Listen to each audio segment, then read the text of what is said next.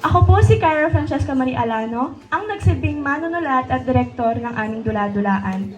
Kasama ko ang aking mga kamag-aral mula sa ikawalong baitang. Narito na ang mga gaganap sa iba't ibang mga halagang karakter. Malo Jeraine Maris bilang Florante, ang mandirigmang puspos ng damdamin. Angela Joy Obiadas bilang Laura, ang dalagang may pusong dalisay. J. Maxwell Abadia bilang Aladdin, ang kaibigang handang magparaya. Chloe Venice Coronel bilang Flerida, ang babaeng matapang at matalino. Jean Quincy Ken Estalio bilang Adolfo, ang pusong puno ng inggit. Mark Jaydan Baltasar bilang Haring Linceo, ang makatarungang hari. Jillian K. Compuesto bilang Prinsesa Floresca, ang inang mapagmahal. Christian Sint Gatchalian bilang Duque Deseo, ang amang ulirang patnubay ni Florante. Cedric Jacob Gadia bilang Antenor, ang pentas na guro. Siegfried Inigo Banzuela bilang Menandro, ang matapat at matalinong kaibigan. Waylon Joyce Mendoza bilang Menalipo, ang tagapagtanggol mula pagkabata. Charles Zion Goma bilang General Osmali, ang mapusok na kalaban. Inaasahan po namin inyong magugustuhan ang aming pagtatanghal. Maraming salamat po at magandang panonood.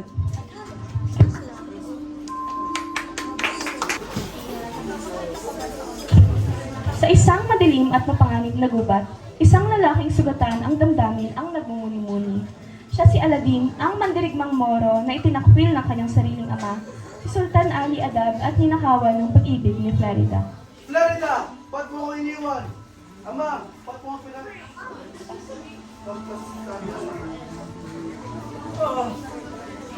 Ano ito, Diyos ko? Ako ba ay patay na? O anong hapdi ng kapalaran? Laura. Huwag kang matawag sa iwan. Hindi ako kaaway. Isa ka bang Moro? Isa ka bang kaaway? Kung gayon, tapusin mo na ako tulad ng ginawa ng mga kasamahan mo sa Alban. Ngunit bago pa man makasagot si Aladdin, biglang lumitaw mula sa kadiliman ang dalawang mababangis na leon. Unti-unting pinalilibutan ang walang kalaban-labang si Florante, handang napain siya anumang sandali. Hindi ko ayaw paslang at ang walang malaban! Sa matinding sagupaan sa pagitan ni Aladdin at ng mababangis na leon, ipinakita ni Madalig ng Moro ang kanyang tatay. Sinarap ang mga halingan. Sa huli, matapos ang matinding pakikipaglaban, nagapi niya ang mga leon na pumagsak sa lupang hindi na muling bumangon.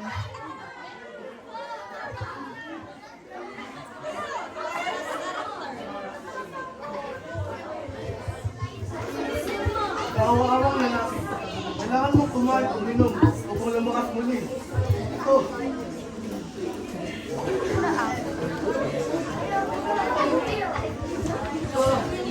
Bakit mo ako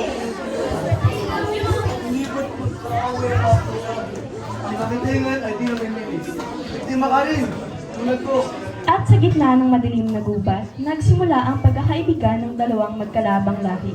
Isang ugnayang hindi inaasahan sa gitna ng digmaan at pagtataksil.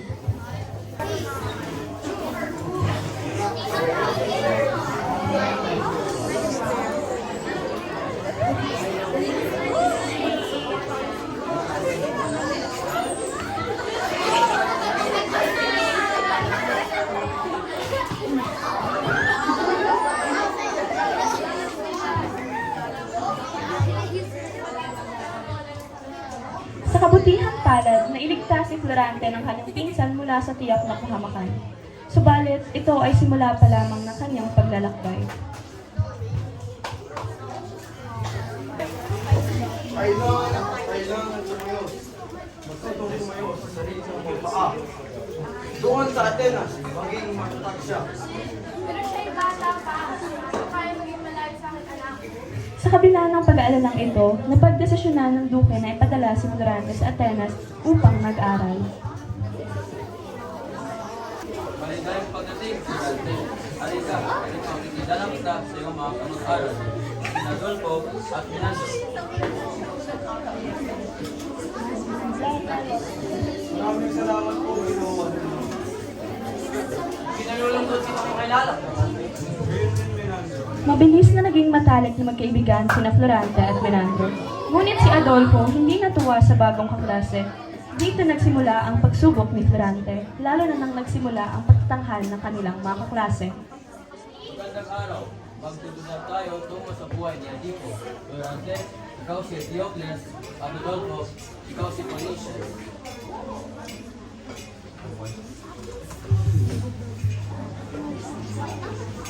Ako dapat si Diocles. Ngunit napili pa yung Florante na yun. Hindi ba nakikita niya ang na mas magaling ako lalong mahusay sa aming dalawa? Sulitin mo na ang pagsikat ng araw, Florante. Dumating na nga ang araw ng pagtatanghal, gayon din magagawa na ni Adolfo.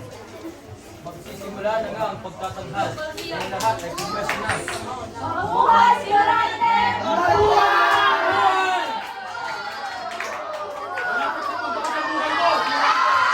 Sila Florante at Adolfo ay nagsimula na sa kanilang laban gamit ang mga sandata. Ngunit sa kalagitnaan ng pagtatanghal ay may taong mga sinasabi ni Adolfo.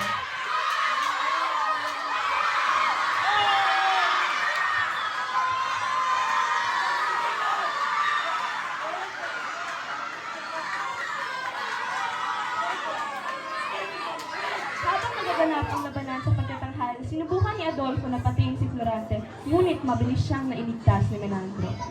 Paano mo nagawang saktan ang iyong kapag-aral sa harap ng lahat? Makanaking na yan ang iyong ginawa. Simula nang dumating si Florante, nawalan ako ng halaga dito.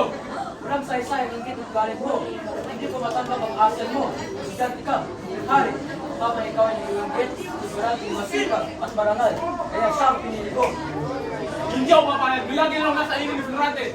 Tunay Mas kang karapat magaling. dapat ako at mas marangal sa kanya. Kung tunay kang magaling, dapat ikaw gusto mo yung nagawa, hindi sa pandaraya. Matanda ka na, Antonio, at hindi mo na alam ang ginagawa mo. Umalis ka na, Adolfo. Simula ngayon, kita kita sinikita ng estudyante. Umalis ka na. At huwag ka nang babalik pa sa Atenas.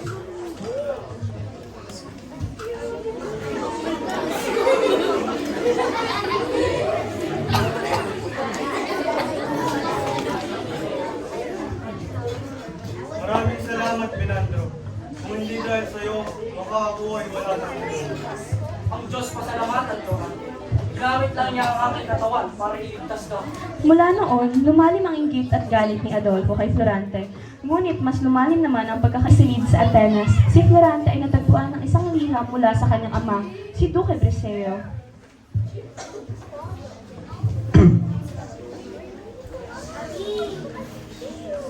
Florante, anak ko, malungkot na balita ang hatid ko. Pumanaw na ang iyong ina, si Prinsesa Floresca. Kailangan mo umuwi upang magbigay galang at kampanan ang tungkulin sa pamilya. Kahit ayaw mo, kailangan mo. Malungkot na ibinalita ni Florante kay Antenor na kailangan na niyang umuwi sa Albania. Bagamat mabigat sa kanyang kalooban ang iwan ng tahimik na buhay sa Atenas, wala siyang magawa kundi tumalima sa tungkulin na tawag ng pamilya.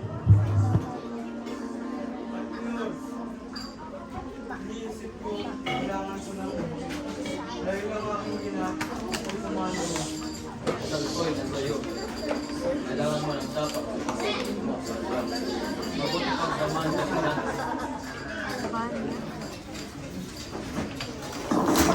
Ting sila Florante at Menandro sa Albania at muling nagtagpo sila ng kanyang ama, si Duque Briseo. Ang kanilang mga mata ay puno ng lungkot, ngunit ang lakas ng loob ay nananatili. Ama, hindi ko alam kung paano ko makarating. Ngunit handa akong magpatuloy sa iyong mga tagubilin. Anak, hirap ng buhay, ang tapang ng ating salita.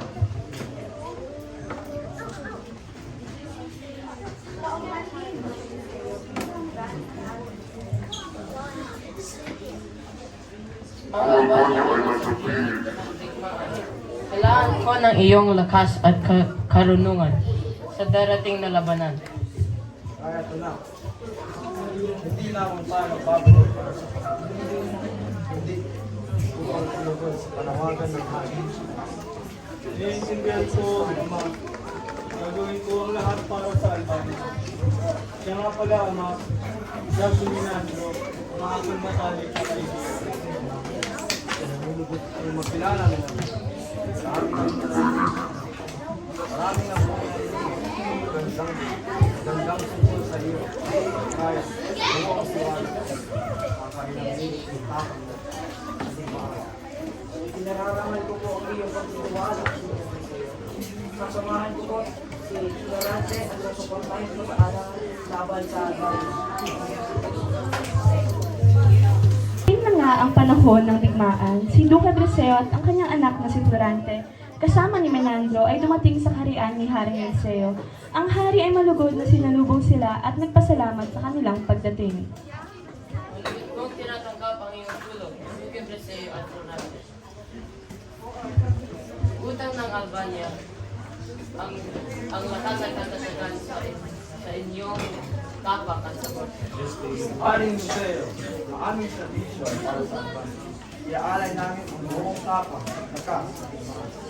Ako rin po, Haring Eliseo, ay handang ipaglaban ng Albania. Handa akong magsakripisyo para sa Albania. Maraming salamat, Menandro.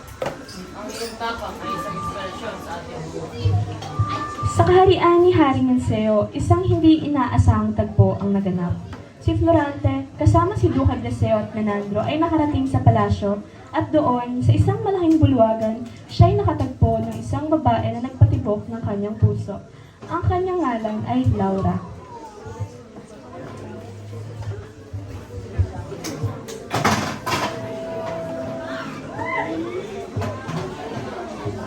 Hindi ko siya kilala. Ngunit may kakaibang sigla sa kanyang mga mata. Para bang napabaha mo ako sa kanyang mga sulat. Parang siya ang aking unang pag-ibig. Ang kanyang hitsura ay may kabiguan. Ang ating unang nakulat ng pamilya. Tila may kakaiba sa kanyang kasilasa.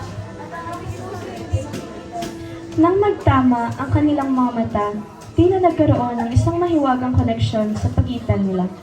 Ang kanilang mga puso ay kumabog ng sabay, hindi nila maintindihan kung bakit, ngunit naramdaman nila na may kakaibang koneksyon sa unang pagkikita.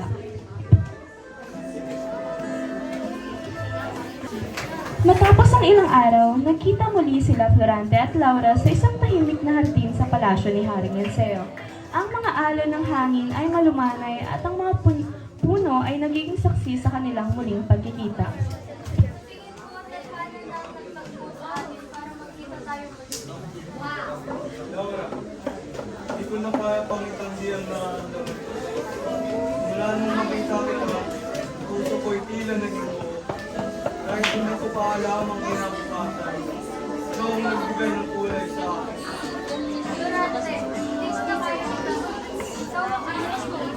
Hindi makakitwal sa bawat araw na magkalayo tayo. Ang bubuhay natin ito. Ang kanilang mga mata ay muling nagtagpo, walang salita, ngunit bawat titig at kilos ay nagsasabing ang kanilang mga puso ay nagkakasundo. Ang tadhana ng kanilang pagmamahalan ay tila nakatadhana na sa simula pa lamang. Laura, hindi ko alam kung ano ang mangyayari sa iyo. Ngunit ako ay magbabalik. Kailangan ko yung lakas ng loob. Ikaw ang aking magiging. Durante, magpalig ka. Ang aking mga nasalilangin ng mga pwede mo makakaya ang kapahasok ka. Ang Diyos, gabayan niyo sa Durante. Huwag niyo siya hayaang magpahama. Siya ay meron muling kung hindi dapat sumunod. Ang aking mahal siya ay nilalong sa kanya. At sa kanyang dasal, humiling sa gitna ng labanan sa Crotona, nagtagpo ang hukbo ni Florante at Menandro laban kay General Osmali.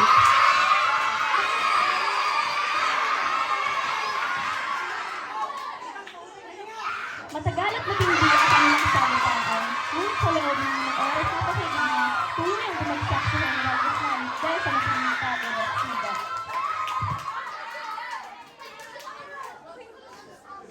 Nagpapakay tayo kung malayo.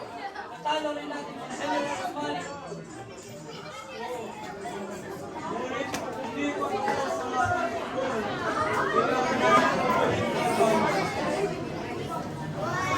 Sina Florante at Menandro sa kaharian at ituklasang may nagtangkang ipahamak si Laura. Agad na sumugod si Florante upang iligtas ang kanyang iniibig. Laura, hindi kita hahayaang mapahamak.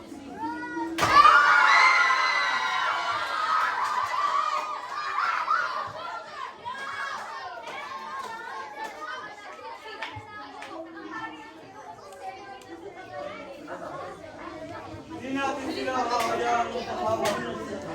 Huwag kang mag-alala. Mga kawal, maganda! Hindi pa tapos ang laban!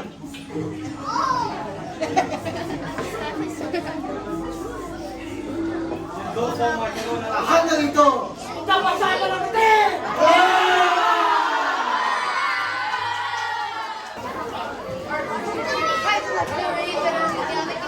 Hindi ko hayaan mo na ikitasaman mo, Adolfo. Ako ang mauna sa pagsugod. Sa hindi inaasahang panahon, dumating si Adolfo kasama ang kanyang sariling hukbo. Wala na siyang inaksayang oras at agad na inatake si Florante.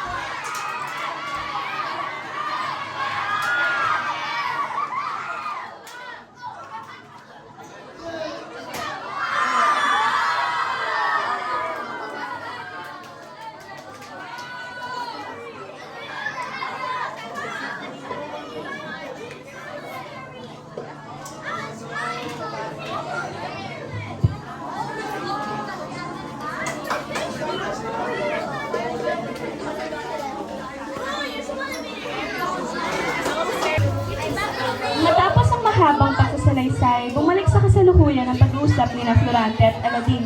Kapwa nilang nadama ang bigat ng kanilang nakaraan. Mga sugat na iniwan ng pagtataksil, pagkawala at dalamhati.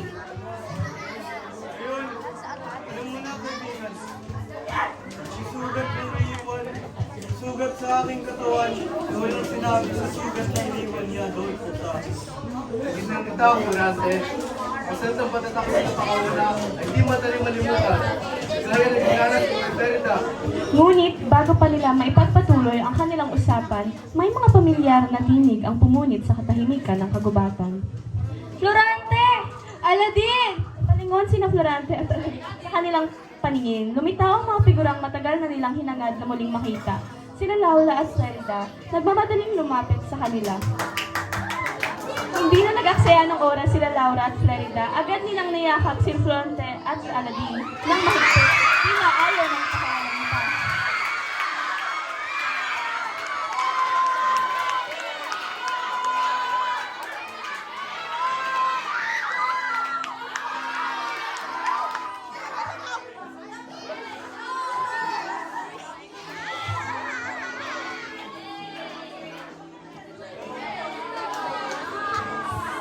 Sa tabi nila, tahimik na nagkatitikan sina Aladin at Florida.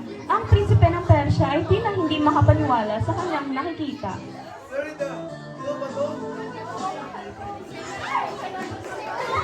Sa gitna ng kagubatan, minsang saksi sa kanilang pagdurusa, muling nagtipo ng apat na pusong minsang pinaghiwalay ng kapalaran. Sa kabila ng lahat, natagpuan nilang muli ang isa't isa at kasabay ng pagsikat ng araw, dumating ang bagong pag-asa. Matapos ang lahat, muling nagkasama sina Florante, Laura, Aladin at Florida sa isang payapang sulok ng kagubatan. Ngunit hindi pa rin maiwasang itanong, ano nga ba ang tunay na nangyari? Perida, maaari mo ba lahat yung nangyari?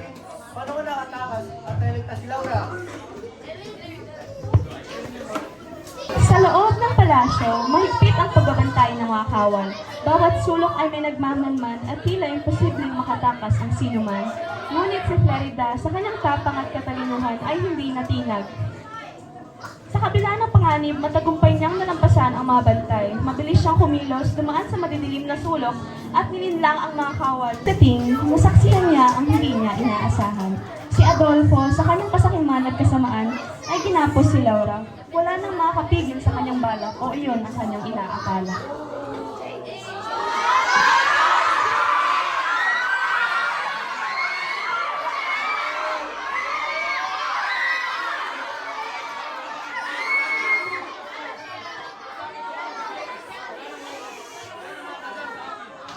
Mula sa anino, lumitaw si Florida, hawak pa ang kanyang pana. Sa isang iglap, ang kasamaan ni Adolfo ay nagwakas. Florida ay tahimik at nakayuko matapos ang kanyang kwento. Sina Florante, Laura at Aladin ay napuno ng paghanga sa kanyang tapang. Sa wakas, natapos na ang mga pagsubok, wala nang balakid sa pag-iibigan ni Florante at Laura. Zelda, hindi mo sabihin sinapos mo lang sa sa simulator ko? Wala nang magiging tagapagbana ng Albania sa wakas. Wala nang makahagdang sa pagmamahala natin.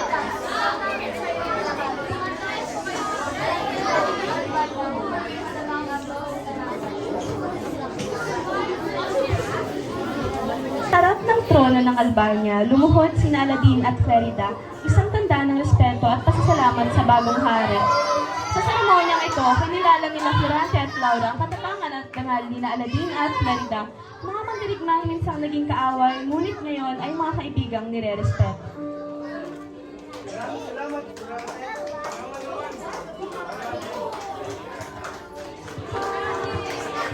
Maraming salamat sa pagsama sa amin sa isang paglalakbay sa gitna ng gubat ng kaguluhan, pag-ibig at karangalan. Sa bawat tagpo ng damdamin, aming nilaan ang aming puso't isipan upang buhayin ang mga aral ng Florante at Laura. Ang nakisalaman, karaniway hubad, sa bait at muni sa hatol ay salad.